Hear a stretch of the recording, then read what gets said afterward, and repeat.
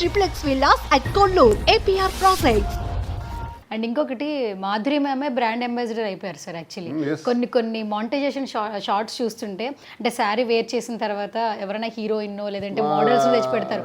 But ఈవిడ ఆ శారీకి తగ్గట్టు లుక్ ని యాప్ చేసుకుని మరి కొన్ని బ్రాండ్ అంబాసిడర్ మాధురి ఎవరు పెట్టుకోలేదు. అంటే థాట్ మీదే సార్ లేదా మేడమే నేనే చెప్పి దానికి కావాల్సిన పేమెంట్స్ ఇస్తామని చెప్పి పేమెంట్స్ ఇస్తున్నారా? మరి నా పాకెట్ మనీ ఉండాలి కదా. ఓకే, అంటే మీరు ఓనర్ కే పేమెంట్లు ఇస్తున్నారు. కంపెనీ నుంచి మరి ఎలా వస్తుంది, మన ఇష్టానుసారం తీసుకోవడానికి కదా. మరి ఆ ప్రమోషన్ కి ఇవ్వాలి. ఓకే, మీరు కూడా సెలబ్రిటీ రేంజ్ లో డిమాండ్ చేస్తున్నారు. మేకప్ ఏం యూజ్ చేస్తున్నారు, ఎవరు మేకప్ వేస్తున్నారు అని కూడా కొన్ని కమెంట్లు పెట్టారు. యాక్చువల్లీ మీ లుక్ చాలా చేంజ్ అయిందని. సో మేకప్ మీరే వేసుకుంటారు లేదంటే నేను ఎప్పుడు సెల్ఫ్ గా నేనే రెడీ అవుతాను. నా మేకప్ నేనే చేసుకుంటా, నా హెయిర్ స్టైల్ నేనే చేసుకుంటా. నేను ఏం ప్రత్యేకించి ఏమి యూజ్ చేయను. ఇప్పుడు కూడా మేకప్ లేకుండానే ఉన్నాను అంతే.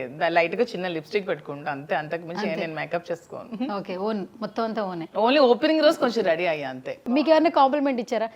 చాలా మంది వచ్చి శ్రీని గారికి ఎందుకంటే నిధి అగర్వాల్ మాధురి అగర్వాల్ పక్కన పెట్టుకోనని చాలా మంది వచ్చి కామెంట్స్ చేశారు. అండ్ ఆ ఈవెంట్ కూడా చాలా గ్రాండ్ గా చేశారు కదా. వేణుస్వామి గారిని పిలిచారు, ఆల్మోస్ట్ అందరి ఇన్ఫ్లుయెన్సర్స్ పిలిచారు, సినీ స్టార్స్ ని పిలిచారు. అందరూ కూడా బాగా వచ్చారు, బాగా సపోర్ట్ చేస్తారు. రోజు కూడా జనాలు చాలా బాగా వస్తున్నారు, చాలా బాగా సపోర్ట్ చేస్తున్నారు బిజినెస్ కి. అందరికీ కూడా నన్ను ఎంతగా ఆదరిస్తున్న తెలంగాణ ప్రజలకి ఆంధ్ర ప్రజలకి కూడా ఎప్పుడు కూడా రుణపడి ఉంటాను. శ్రీను గారు, మా జనరేషన్ వాళ్ళకి కూడా లవ్ అంటే ఏంటో మిమ్మల్ని చూస్తే అర్థమవుతుందేమో. కొన్ని సంవత్సరాల తర్వాత కూడా లవ్ని ఎలా మేనేజ్ చేసుకోవాలి, ఒకప్పుడు లవ్ వేరు ఇప్పుడు లవ్ వేరు అనేది ఖచ్చితంగా మీ పేరుని చూస్తే అయితే అందరూ అర్థం చేసుకుంటారు. సో మీ సినారియోలో లవ్ అంటే ఏంటి? What is love? Say something. Sincerity ఉండాలి మన తాలూకా మాటలో కానీ మన ప్రవర్తనలో కానీ ఉండేటప్పుడు. మనం ఒక వ్యక్తికి భరోసాగా నేను నీకు ఇష్టపడుతున్నాను అనుకునేటప్పుడు ఆ వ్యక్తికి మన మాటల్లో కాదు చేతుల్లో కూడా నిలబడి చూపించాలి. ఇది చాలా కష్టం. ఇప్పుడు నా లైఫ్ స్టైల్ ఉంది, నాకు ఫ్యామిలీ ఉన్నారు, గొడవలు అయినాయి, పిల్లలు ఉన్నారు, అంతా అయింది ఓకే. కానీ ఈ స్థితిలో కూడా అదంతా జగమెరిగిన సత్యం, అందరికీ తెలిసింది.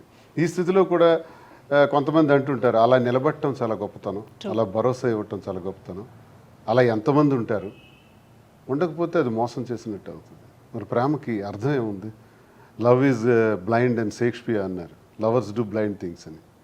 ఒక్కోసారి ఎందుకు అతనికి కూడా అనుమానం వచ్చిందంటే ప్రేమలో కూడా స్వచ్ఛత లేదు అన్నదే అక్కడ షేక్స్పియరియన్ లాంగ్వేజ్లో కూడా కనబడుతుంది. అంటే ఆయన బాధపడుతూ ఆ మాట అన్నారు. కాబట్టి నేను అన్నది ఏంటంటే ప్రేమ ఎప్పుడూ స్వచ్ఛమైనది.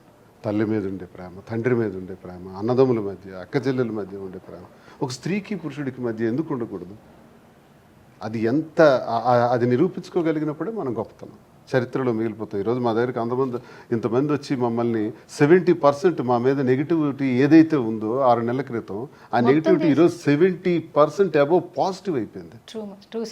పాజిటివ్ అయి అది మేము పాజిటివ్ లైన్లోకి వచ్చేసినాం. ఎందుకు వచ్చామంటే మా నిజాయితీ, మాలో ఉన్న స్వచ్ఛత, ఏ స్వార్థం లేకుండా ఉన్నది ఫ్యాక్ట్ జనాలకు చెప్పటం, ప్రజలకు తెలియజేయటం, మేము అలాగే ఉండటం నిరూపించుకోగలిగాం. అలా అని మేము ఇలా ఉన్నామని ఎవరికి నష్టం జరగకూడదు, పిల్లలకి నష్టం జరగకూడదు, పిల్లలు బాగుండాలి.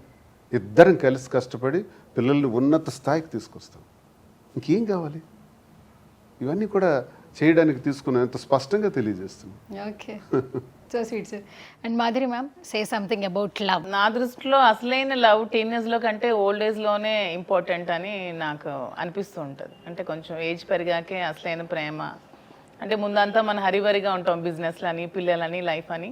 ఆ ఏజ్ దాటాక అసలైన లవ్ స్టార్ట్ అవుతుందని నేనైతే అనుకుంటాను. అండర్స్టాండింగ్ ఉండాలి ఇద్దరి మధ్యలో కూడా, ఒకరికొకరు రెస్పెక్ట్ ఇచ్చుకోవాలి, ఒకరి గౌరవాలకి ఒకరు.